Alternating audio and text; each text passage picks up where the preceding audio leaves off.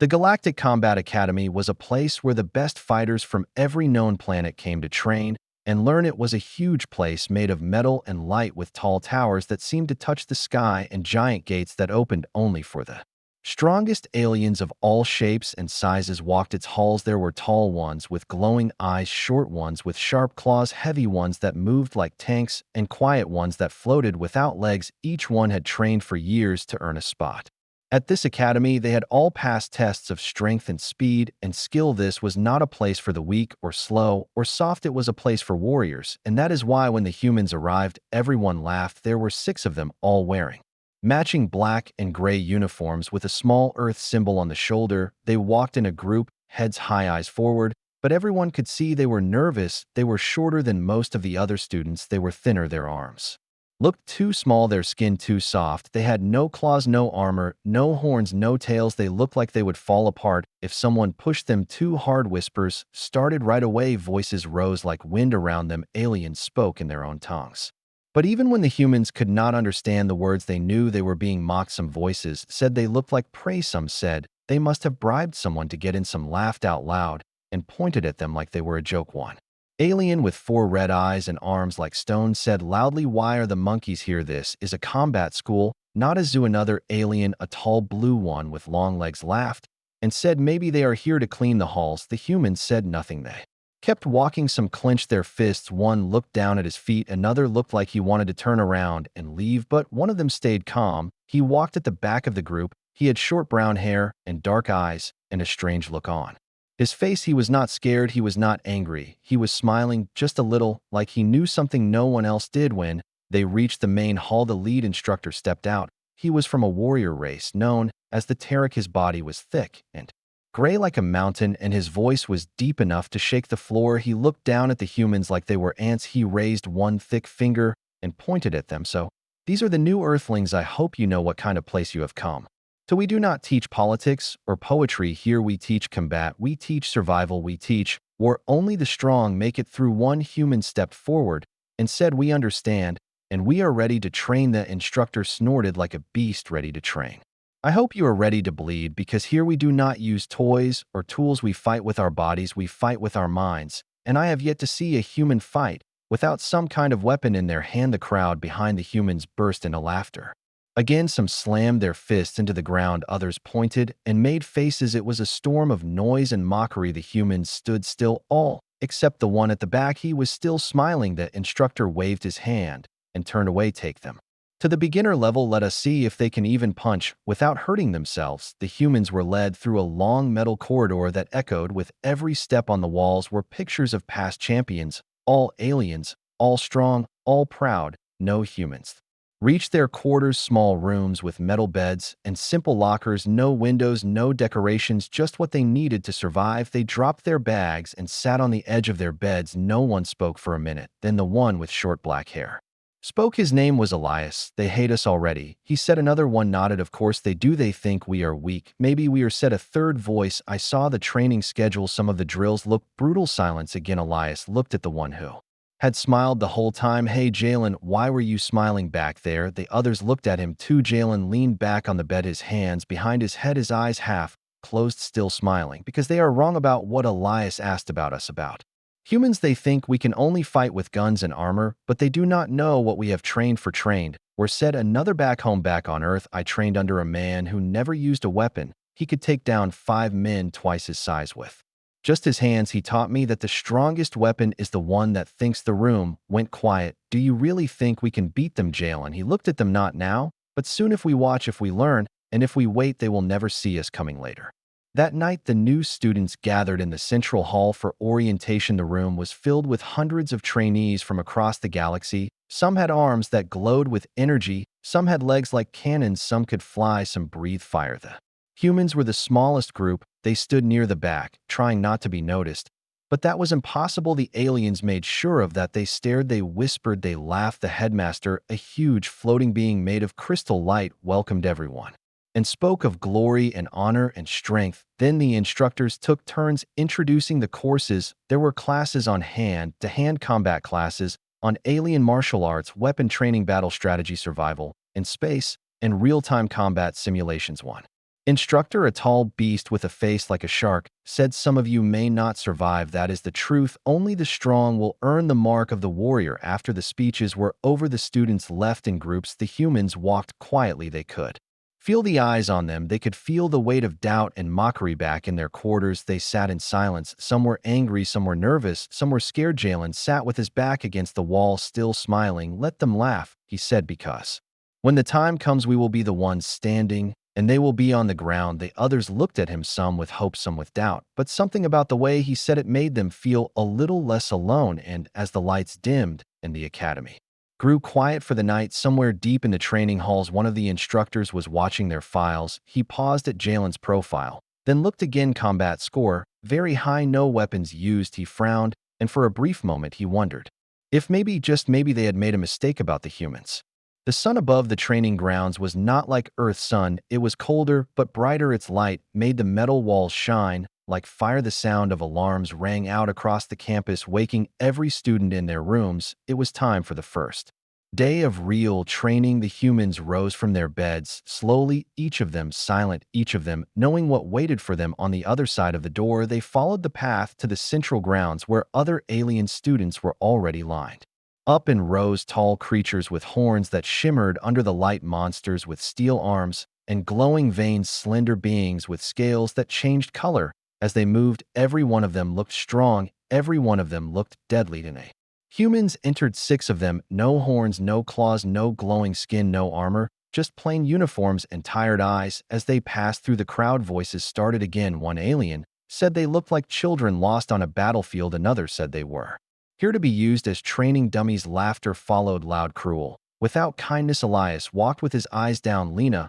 clenched her fists. Marco's face was red with shame, but Jalen, still at the back, still quiet, still smiling. The instructor for the day stepped forward. She was tall. Her body was wrapped in golden armor. She had 4 arms and sharp wings on her back. She called herself Commander Rixa, a former champion of 5 galactic wars. She walked in front of the lines, slowly, her eyes scanning each student. She stopped when she reached the humans. So, Earthlings, today you learn the meaning of real combat. You fight without weapons, you fight with instinct. Let us see what instincts you have. She pointed to a creature beside her. It had 6 legs and thick blue skin like stone. Its fists were as big as a human chest. Its eyes were like burning coals. This is Krulax from the world of Vornak. He will show you what true power looks like. Krulax stepped forward, pounding his fists into the air. The ground shook beneath his feet. The instructor pointed at the human group. 2 of you step up. The humans looked at each other. No one moved. Then Elias took a step forward, then Marco.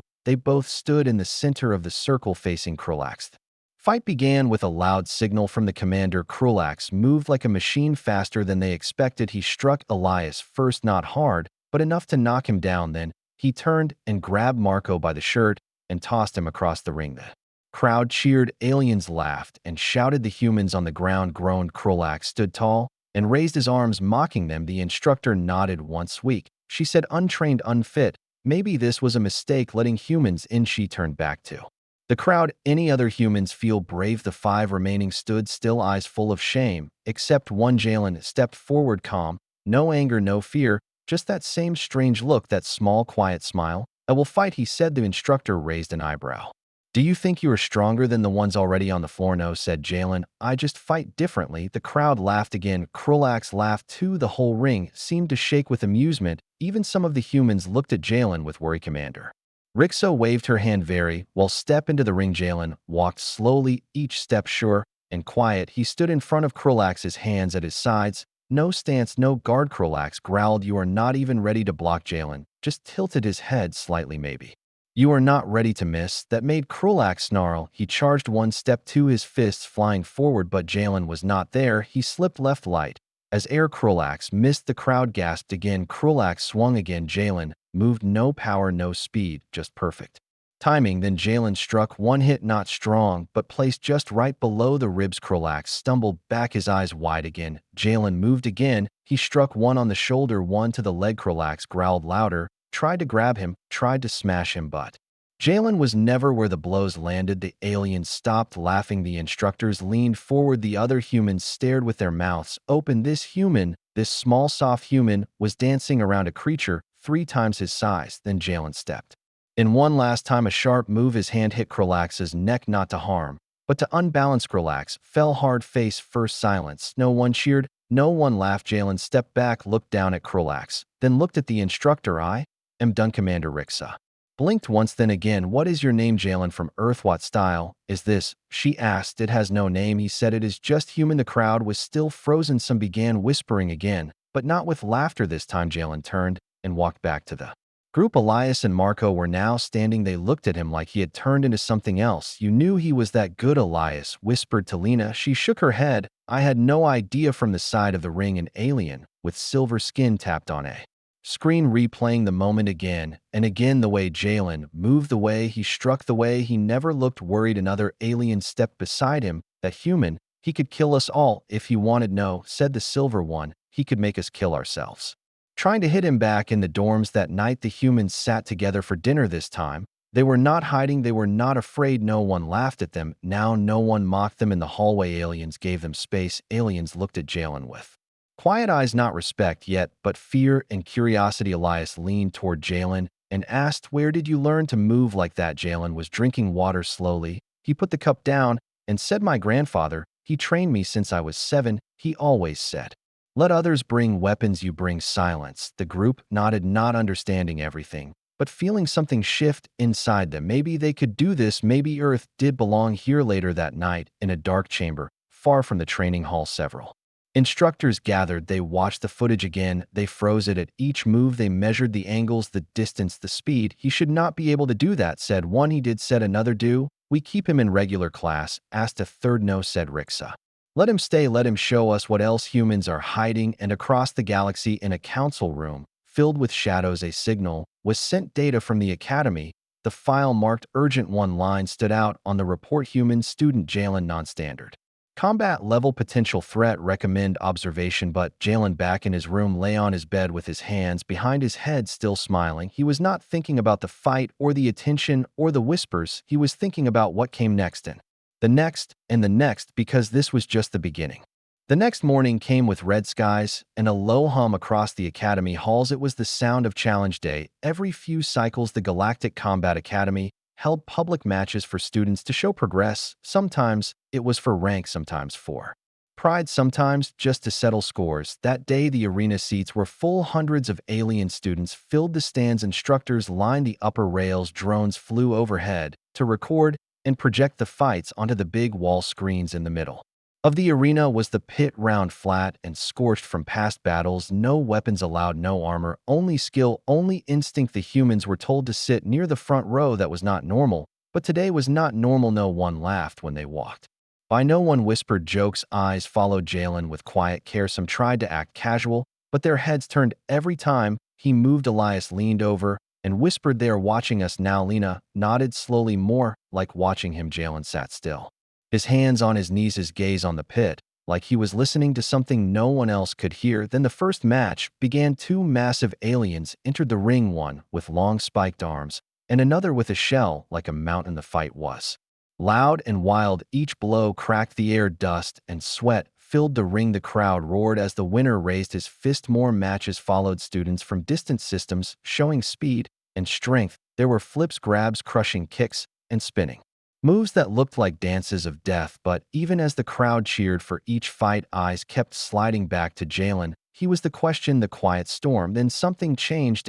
A voice boomed across the arena. It was the voice of Commander Rixa. She stood at the top rail, her wings folded behind her, her voice sharp as thunder. We have seen many matches, many skills, but one truth remains. Words mean nothing here, only action speaks. She raised one finger and pointed toward the humans. You earthling, you who dropped Krolax with bare hands, do you step forward again? The arena held its breath. Jalen stood slowly. He did not look surprised. He walked down the stairs into the pit like he had done it 1,000 times. The crowd buzzed, some cheered, some whispered, some leaned forward with eyes wide. Rixa turned and raised both arms. Who dares test this? Human voices murmured. Then a deep growl rolled through the stands. I will. The growl came from a far corner, from a figure rising from his seat like a mountain. It was Rorik, a second-year student from the warrior planet Gorgel, 7 feet tall, 4 arms, muscles like steel wrapped in dark skin, eyes glowing like lava. Rorik was a known name. He had never lost. He was feared even by his instructors. He leapt from The rail and landed in the pit. The ground cracked under his weight. The crowd roared again. Jalen stood across from him, calm. Still Rorik grinned. You may be fast, little human, but I crush fast things. He cracked his knuckles, all four fists ready, Commander. Rixa dropped her hand. Begin. Rorik charged like a beast, unleashed fast for his size, too fast for someone that big. He threw a punch from the left, then a sweep from the right. Then both upper arms swung down like hammers. Jalen moved like Misty slid. He ducked, he turned with the motion, not against it. Rorik missed again, and again. The crowd gasped again, and again. Then Jalen struck, not a punch, not a kick, a soft touch to the side of the neck, then the lower ribs, then the inner elbow. Each move flowed from the last. Rorik growled louder, angrier. He spun his arm, caught Jalen on the shoulder. Jalen rolled with it, no fear, no stumble. He came back like wind returning to the trees. More attacks, more misses. Jalen moved like memory, fast, but soft, quiet, but deadly. Then Rorik lunged and overreached. Jalen stepped under, bent low, and brought his palm up into the soft part under the jaw. Rorik froze, his eyes rolled. Then he dropped to his knees, then forward into the dirt. Silence fell again. Then one voice shouted, he did it again. The arena exploded with sound. Jalen stepped back, bowed once, and walked toward the human seats. Aliens parted to make room. No one stopped him. No one even looked him in the eye. Back in the seat, Elias whispered, I think he just became a legend. Lena nodded. Or a target. Commander. Rixa spoke again, her voice now without mockery. The Academy watches. The Academy remembers. After the match, Jalen was taken aside, not for punishment, not for praise. He was brought to the observation chamber, a room filled with floating screens and silent watchers. A figure of light appeared. The head monitor. You do not fight like your kind. Jalen stayed quiet. Where did you learn this style? Earth. Who taught you? Someone who did not believe in talking too much. You are dangerous, said the figure. Only when I need to be. Would you teach others? Jalen looked up. Maybe, but not yet. The figure vanished. Back in the human quarters that night, the team sat in a quiet circle. None of them could sleep. They asked Jalen what he felt during the fight. Nothing, he said, just breath and motion. Lena asked if he was scared. Jalen thought for a second. No, because fear comes when you try to win. I was just trying to move. Elias looked at him. What if you had lost? Then I would get back up and try again. The others nodded. Then Jalen smiled again. I think we are starting to belong here. Outside their door, someone had scratched into the wall. Earth fighter. No insult, no joke, just a name. Back across the campus, instructors reviewed the footage again and again. One of them said, he does not fight like a soldier, he fights like a ghost. Another replied, he fights like someone who has nothing to prove. And far above the Academy, in the orbiting station where the council watched all schools, a report was sent. Subject: Jalen, Earth origin, combat skill unknown, level risk status rising. They tagged the file. Observe, do not interfere. And deep in his room, Jalen closed his eyes, not thinking about glory, not thinking about fear, just breath, just motion. And somewhere in the shadows of the galaxy, others began to ask, what happens when humans stop laughing quietly and start fighting loudly? The day after the challenge, the halls of the Academy felt different, like something heavy had passed through and left the walls holding their breath. The name Jalen was whispered across every level, from the training grounds to the command towers. Not shouted, not joked, whispered like people were afraid to say it too loud. Students leaned against the cold metal walls, speaking in low voices. Did you see what he did? How did he move like that? Was it some kind of human trick? Some secret drug? No one knew, no one understood, but everyone wanted answers. In the dining hall, aliens who once laughed now stepped aside. When the humans walked in, they did not offer greetings, they did not offer threats, they offered space, as if they feared touching whatever Jalen had become. Jalen sat with his team. Like always, he ate quietly, chewed slowly, eyes low. But inside his team, everything was shifting. Elias looked at Jalen like he was reading a strange book, page by page, trying to make sense of the story. Lena kept glancing around the room, watching who stared, watching who moved too close. Marco had stopped joking altogether. He now trained twice as hard, shadowing Jalen's movements, watching how he stood, how he breathed. They had come in as 6 students from Earth. Now they were the humans who trained with him. And that meant something heavy. After lunch, the instructors called for a new type of drill, combat theory. Most students groaned. They wanted action, not words, but the humans paid attention. Jalen sat in the back of the class, like always, still silent, smiling. Their instructor was a tall green creature with 6 fingers and 2 brains. He spoke quickly, his voice bouncing between logic and instinct. He mapped out fighting patterns across the air. Using light and code, each shape showed a style from a different world. This is how the Venari strike. This is how the Korn defend. This is how the brass counter. Each one built over generations of combat. Then he paused, looked at the class, and asked, now, Who can tell me how the humans fight silence? Then one alien raised a hand and said with weapons, and the class laughed, not cruel laughter, nervous laughter. The instructor nodded slowly. Exactly, humans prefer tools, guns, explosives, ships. They fear close combat without them, another student said. Except one. The instructor turned toward Jalen. Would you care to explain your method? Jalen looked up slowly, no change in his face, still calm. I do not have a method, he said. I just wait for what? Asked the instructor. For them to show me what they think I will do, then I do the opposite. The room went quiet. The instructor smiled, not mocking, genuine, unexpected. He said, very dangerous. After class, the team walked the long path back to their quarters. The halls felt colder, longer. Too many eyes followed, some curious, some afraid. Elias broke the silence. You know they are going to test you again soon, right? I know, said Jalen. Do you care? Not really. They are not just testing your skill anymore, said Lena. They are testing who you are. Jalen stopped walking and turned toward her. Then they should ask me, not challenge Mel. Out of that night, the arena lights blinked again. Another public match. This time students crowded early, filling the stands before sunset. Word had spread that something might happen tonight. Something big. Jalen sat in the stands, this time not in the ring, just watching, silent. As always, the announcer spoke names. 2 students entered. The fight began, and 2 more, then another round, but nobody cared about those matches. Everyone was watching Jalen, waiting for him to stand, to smile, to walk into the ring again, but he did not move. One alien leaned toward another and whispered, why is he just sitting there? Maybe he is waiting for someone worth fighting. Then a name came over the speaker that froze the entire crowd. Instructor Tyrak versus student Vornak. The crowd gasped. An instructor fighting a student was rare and always dangerous. Jalen leaned forward slightly. The student was tall, heavy, covered in armor made of bone. His eyes glowed white. He had trained since childhood, his record nearly perfect. Instructor Tyrak was quiet and brutal. He had once killed 12 warriors with his bare hands. His skin was made of black stone. His voice was never loud. The match began without ceremony. Tarak moved slowly. Vornak charged like a cannon. They clashed in the middle. The ground cracked under them, blow after blow. Speed and strength, skill and rage. But Tyrak was too fast, too smart, too controlled. In 2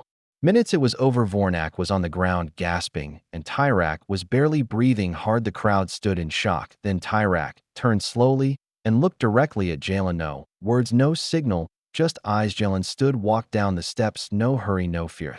Arena opened again. 2 figures entered. The silence was deep. A student and an instructor. The announcer did not speak. No words were needed. They faced each other in the middle. Tyrak looked down at Jalen. You are not the strongest I have seen, he said, but you are the most unknown. Jalen replied, you fight like you are waiting to be impressed. Let me disappoint you. Tyrak blinked once. Then the match began. No signal, just motion. Tyrak struck. First a low sweep, a follow-up elbow, a spinning knee. Jalen bent, shifted.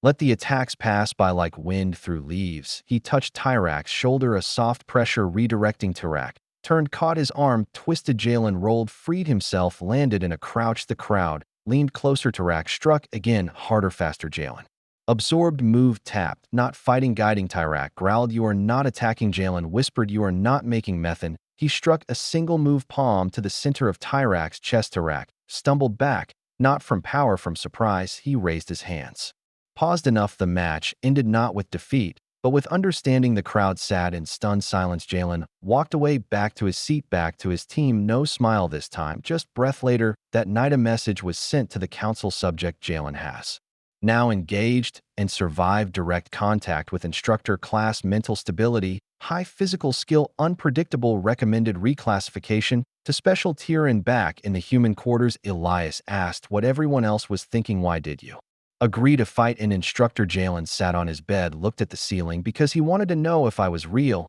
and now he knows. Lena asked, do you think they will come after you? Jalen closed his eyes. Not yet, they are still too curious. And in the deepest vaults of the academy, where old records are kept, a file was unlocked. Earth, early combat history, unarmed conflict, martial arts, unknown, primitive but effective. Now watched again, now studied again, because one human laughed back, and the galaxy had no idea what that laugh truly meant. The sky over the academy turned dark as evening approached. The training fields were quiet, but the arena was alive. Lights above the dome turned on, casting a deep blue glow across the seats. Students from every planet filled the stands. Some sat with snacks, others held devices to record. Some came for fun, some came for revenge, but all came for the same reason. They had heard the whispers. That one human, that quiet one, the one who laughed at fear, he was going to fight again, only this time. It was not against a student, it was not even against an instructor, it was against a creature that was never meant to be fought without weapons. It started as a test, a simulation gone wrong, a training bot was hacked, something shifted in the code. And the arena doors opened without warning. Out came a prototype, a living machine, a war beast designed to be used only in full-scale battles. It was tall, 7 meters of black armor, blades on both arms, eyes that scanned for heat, strength equal to 5 heavy tank. Students screamed as the beast walked into the ring. Instructors called for emergency shutdown, but the controls were frozen. Commander Rixa ordered all non-essential staff out, but one voice remained calm. Jalen S. He stood in the hallway, just outside the lower level, his hands behind his back, watching the machine, studying it like a puzzle. One of the tech officers shouted, "That thing is not part of the schedule. It will kill anything that moves." Jalen asked one question, "Is it set to respond to challenge signals?" The tech replied, "Yes, but the signal should be locked." It was locked now. "It is not." Jalen stepped forward. The machine turned toward him, its sensors locked. It scanned him. No armor, no weapons, no threat. The challenge signal was triggered. The match began. Gasps filled the arena. Students pressed against the barriers. Some shouted for the fight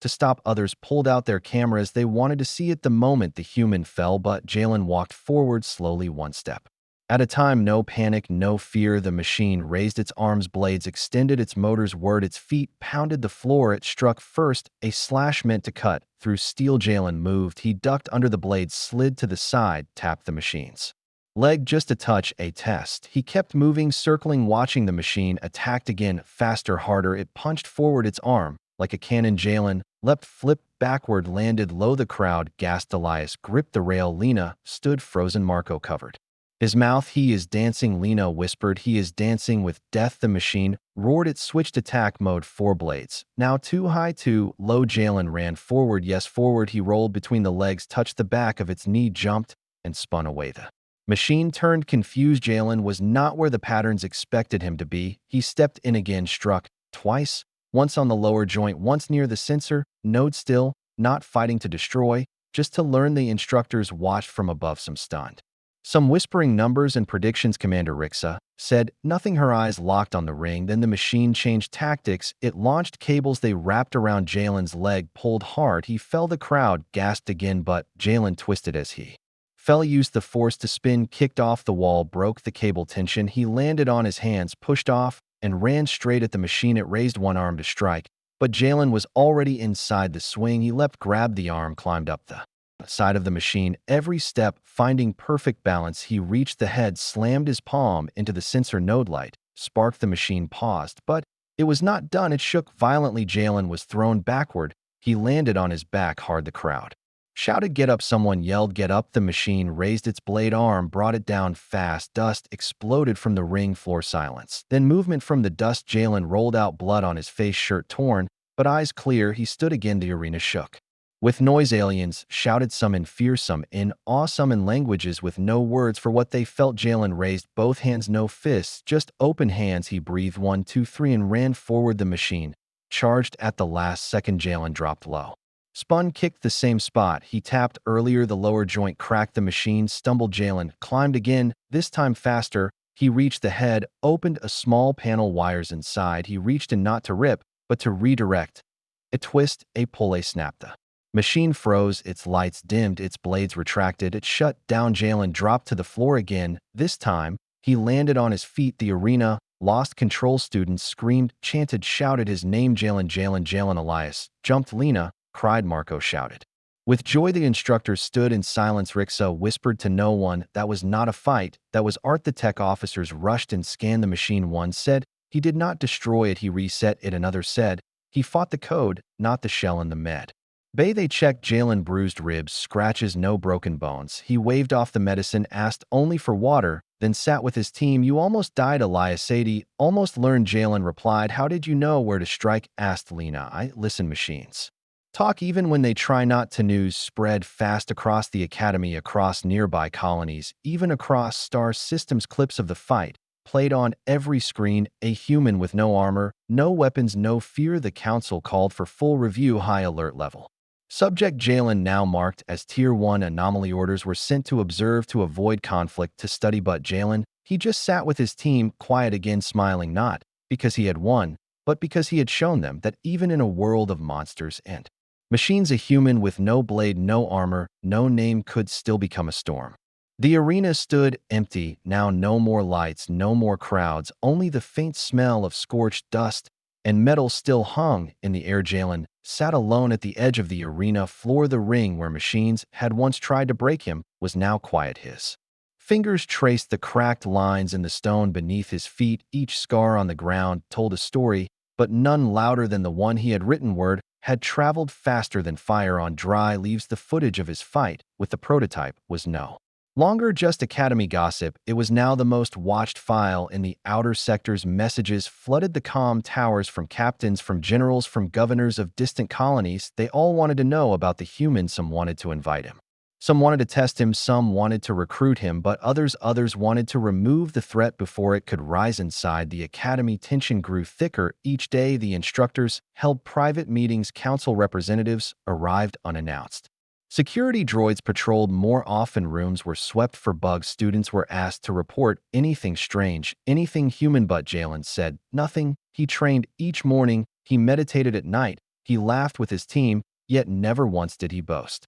Never once did he act like a hero. To Jalen, that fight was not a victory. It was a warning. Elias noticed the change first. He watched as Jalen began to spend more time in the older sections of the academy, the places no one visited, the old halls with broken lights, the basements where machines had long been forgotten. What are you doing down there? Elias asked one day. Looking. Jalen replied, listening. To what? To the past. One night Lena followed him. She was careful, quiet, but he still noticed. You should not be here, he said softly. I do not care, she said back. You are planning something, and I want to help. Jalen looked at her, his eyes calm but sharp. Then he nodded. The next day Marco joined them. If we are going to be part of something big, we need to know the whole picture, he said with a grin. Jalen smiled, not because they offered help, but because they did not run. He took them deep into the data vault, a place that required for clearances, a place where the academy stored its oldest records. What he showed them was not just old reports, it was the truth about the machines, about the training systems, about the program behind the prototype. The prototype I fought was not hacked, Jalen said. It was released by who? By the council. Why would they do that? Lena asked. To see what I would do. Elias stepped back. So the whole thing was a trap? Yes, but not just for me, for all of us. He explained everything. The council had long feared humans, not because of war, but because of something deeper. Humans were unpredictable. They could not be controlled by the same methods used on other species. We bend when others break. We laugh when others run, and they do not understand that. So they test it over and over until one of us breaks the pattern. Jalen had been watched since arrival. His records were not just academic. They included psychological reports, combat predictions, potential use as an operative, and now he had passed every test they designed. But instead of rewarding him, they increased security because power that cannot be controlled is feared. Lena sat on the floor, her mind racing. What do we do now? She asked. Jalen stood. Now we prepare for what? For the next move. Above them, the academy buzzed with false calm, but in the shadows, agents moved, orders shifted. Meetings were held at strange hours. Commander Rixa visited the head office. She stood before the council's avatar, a large screen filled with faceless voices. You wanted to test him, now you fear him. He has become a variable. One voice sighed a symbol. Another added symbols. Inspire and revolutions are built on inspiration. Rixa crossed her arms. He is a student. You made him more than that. Not me. Should we remove him? A voice asked. Rixa thought for a moment. If you do, the story becomes a martyr's tale, and that tale spreads faster than any fire. Then what do you suggest? Give him a path, make it look like choice, but guide it. The council agreed for now. That the next day Jalen received an offer: advanced placement, early graduation, and direct placement in the elite Intergalactic Peace Korea. Shiny way to keep him under control. He read the message, then burned it. That night, he stood on the roof of the East Tower. The wind touched his face. The stars above looked different now, not just lights, but directions. Elias joined him. They're going to push harder now, he said. Let them. Jalen replied. Let them see what happens when you corner the quiet ones. Lena brought news. Other students were asking questions. They wanted to know what really happened in the ring. They wanted to know what Jalen thought, what he felt, what he saw. Jalen agreed to speak, but only once, and only in the arena. They called it a gathering, not a protest, not a rally, just a talk. Hundreds came from every species, from every level. Jalen stood in the center where machines once tried to crush him. Now he stood with nothing but his voice. They trained us to fight with weapons, but forgot to ask why we fight. They teach us to follow but not to think they fear what they do not control, and they try to name that fear, but you cannot name what does not obey. He paused. I did not win that fight. Because I was better, I survived, because I was willing to lose, because I knew what mattered more than victory was to stand, even if alone. Silence, then applause, then cheers, then a wave of voices that rose like thunder. In the weeks that followed, Jalen became more than a student. He became a symbol, and symbols are not easy to erase. The council debated, plans were made, agents were sent, but Jalen stayed ahead. He moved through the academy like a ghost, always there, always gone. He trained more, learned more, not just about combat, but about systems, about patterns, about cracks in the walls that looked solid. He began to speak with others, old students, retired instructors, people who remembered the time before the council held full control. They gave him names, files, secrets, and he gave them something in return: hope. One night, he met with a shadow group, former rebels, now silent watchers. They tested him. He passed. They gave him a map, not of places, but of people. These are the ones who still believe, they said. Jalen looked at the list, then folded it, kept it in his jacket. The storm was coming. He could feel it, not a storm of fire, not a war of guns, but a storm of truth, and he would be at the center of it. The academy awoke to silence, but not the calm silence of peace. This was the kind of silence that feels too quiet, the kind that weighs heavy on the walls, the kind that tells you something is about to change. Lights flickered in the main hall. The central tower that once stood as a symbol of control now pulsed with warning lights. The network was under pressure. The data streams slowed. The security bots moved without pattern. Something was wrong, and everyone could feel it in the command center. Commander Rixa stood with her arms behind her back, eyes locked on the flickering screen. Before her, a silent countdown pulsed in the top corner of the display. No one knew who said it, no one knew when it started, but everyone knew it was moving toward something big. Below the surface, in the old underground levels, Jalen moved through shadows with Elias, Lena, and Marco at his side. They wore simple gear, not to fight, but to survive. Each carried a small device, a key to a different lock. Each device connected to systems long forgotten by the academy staff, because sometimes the most dangerous thing is not a weapon, but a question you buried and hoped no one would ever find again. The plan was not about destruction, it was about exposure. It was about truth, the kind of truth that burns through lies like fire through dry grass. Jalen reached the core chamber, the place where the academy stored its deepest records, not just student scores, but decisions, commands, hidden orders, secrets that could shake entire governments. They had one shot to broadcast everything, and that meant they had to move fast. Marco tapped the first console, bringing it to life. Elias decrypted the data streams. Lines of code danced across the screen. Lena stood guard near the only entrance. They knew someone would come. They just hoped to finish before that moment arrived. Above them, the council scrambled. Their feeds were glitching. Messages were lost mid-transmission. Someone had breached the system, and the breach was coming from inside. Send everything you have, Rixa ordered. Seal the lower levels. If they reach the archives, it will be too late. Too late for what? Asked one young officer. For control. Jalen watched the files open one by one. He saw the truth laid bare. Every test, he was part of every decision made to push him, to break him, to mold him into a tool. He saw files on other students, on experiments done without consent, on deaths labeled accidents, on lies sold as truth. This is not just about me, he whispered. It is about all of them. Elias nodded. Then it is time. Marco hit the final key. The files loaded onto the secure stream, a backup system connected to over 70 open relay beacons spread across the quadrant. No single system could block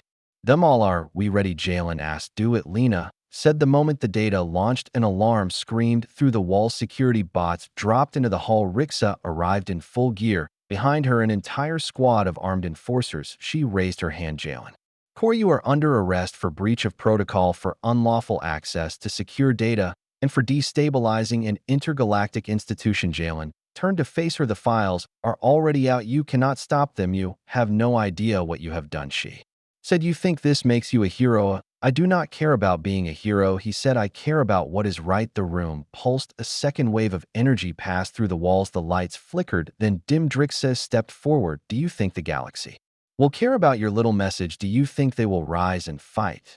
I think they will ask questions, and questions are the first crack in every empire. For a moment, everything stood still. Then the consoles lit up again. One by one, new messages appeared from planets, from ships, from colonies that had stayed silent until now. We received the data. Some said, we believe you. Others said, we want answers. All said. Rixa read the messages as they appeared. Her jaw tightened, her fists clenched. You think This is over, she said. No, Jalen replied. I think this is the beginning. He stepped forward, no fear in his step, no anger in his voice, just resolve. You taught us how to fight, but you forgot to teach us why, so we learned that part ourselves. Rixa raised her hand to signal her team, but her calm cracked to life. Stand down, the voice of the council, cold and uncertain. This situation requires new evaluation. What Rixa said, you cannot be serious. The truth is out, said the voice. We cannot afford open rebellion. Jalen looked at her. You tried to shape us, now watch what we shape instead. In the days that followed, the academy did not fall,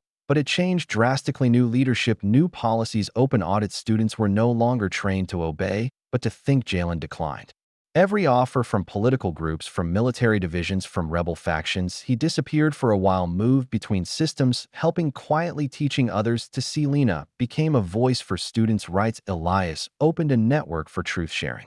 Marco wrote a book about what happened, and the galaxy began to change little by little, one question at a time. At the academy, there was a plaque placed at the arena. It read, he laughed back, and so did we, because laughter, when used right, can be louder than fear. Jalen never returned to the academy, but his story stayed told in whispers, in classrooms, in camps, in war zones, and peaceful halls. They once said humans could not fight without weapons. They were right in one way, because humans do not fight for the sake of power. They fight when something matters, and when it does, they do not need a blade. They only need a reason, and sometimes a reason is enough to bring down a tower built on silence.